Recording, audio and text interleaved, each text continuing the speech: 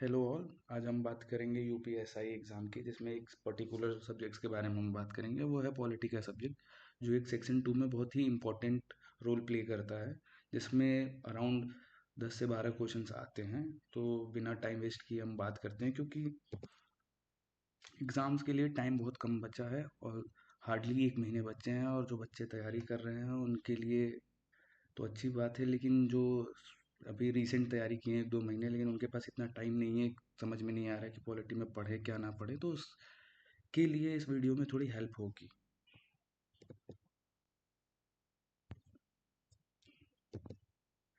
हमें ये सोचना है कि सिलेबस क्या है, पता करना है, और हमें ये समझना चाहिए कि पॉलिटी में क्या पढ़ें और क्या ना पढ़ें।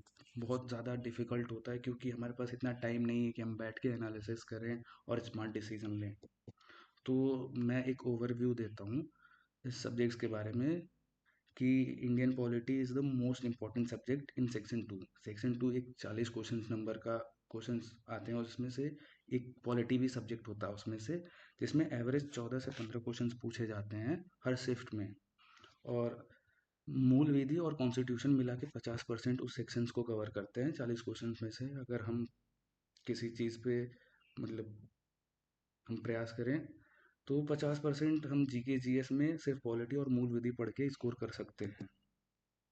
और पॉलिटी का जो टॉपिक है, उन जो पॉलिटी सब्जेक्ट है उनके प्रीवियस ईयर वाले पेपर में जो भी हुए हैं, जब भी लास्ट टाइम हुए हैं, उसमें कितने क्वेश्चंस आए हैं, क्या रहा है।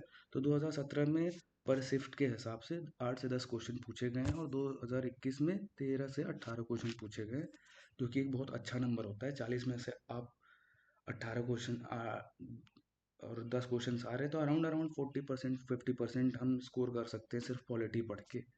तो अ, हम बात करते हैं पॉलिटी के टॉपिक्स की, जिनकी बहुत हाई वेटेज होती है पॉलिटी सब्जेक्ट में।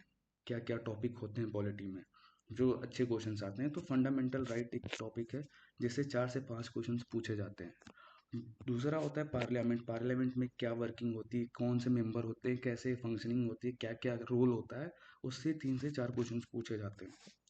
और बहुत ही इंपॉर्टेंट एक और टॉपिक है, जो कि होता है कॉन्स्टिट्यूशनल अमेंडमेंट।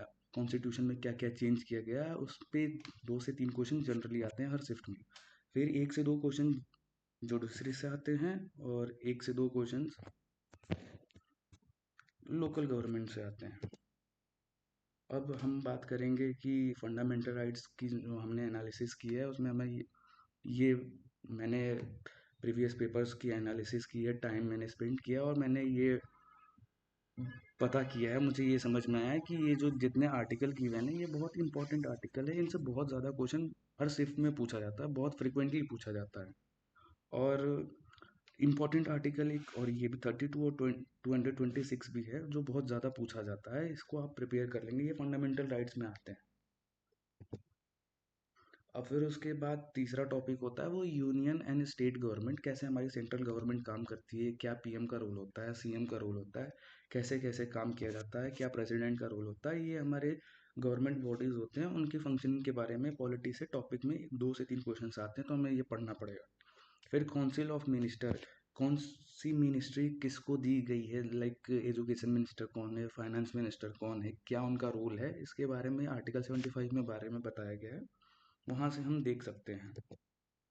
और इम्पॉर्टेंट अमेंडमेंट, ये अमेंडमेंट नंबर दिया गया है, इससे बहुत सारे क्वेश्चंस एसआई के प्रीवियस ईयर क्वेश्चन जब हुए थे, तो उसमें ये सब बहुत ज़्यादा मैंने एनालिसिस किया है, तो उसमें पता चला कि ये ऐसे इस अमेंडमेंट नंबर से बहुत ज़्यादा क्वेश्चंस पूछे जाते हैं।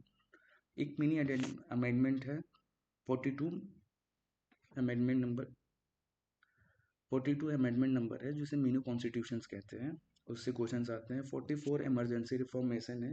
जब इंदिरा गांधी की सरकार थी, तो इमरजेंसी के टाइम कुछ उन्होंने ऐसे चेंज किए थे, तो उसके बाद उस कॉन्स्टिट्यूशन में अमेंडमेंट हुआ था, उसको रिफॉर्म किया गया था, तो उसे इमरजेंसी रिफॉर्म बोला जाता है।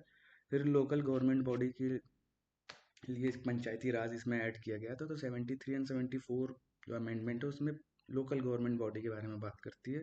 फिर 101 जीएसटी के बारे में बात करती है, और उसी दिन ईडब्ल्यूएस रिजर्वेशन के लिए अमेंडमेंट आया था कॉन्स्टिट्यूशन में, उस पर आया था। और कुछ इम्पोर्टेंट जज के केसेस हैं जिनके बारे में बात करी है, जैसे केसानंदा भारती केस, जिसमें बेसिक स्ट्रक्चर के बारे में बताया गया है कि जो बेसिक स्ट्रक्चर कॉन्स्टिट्यूशन का होता है उसे हम चेंज नहीं कर सकते हैं। क्या क्या है इस केस के बारे में उसमें बताया गया है।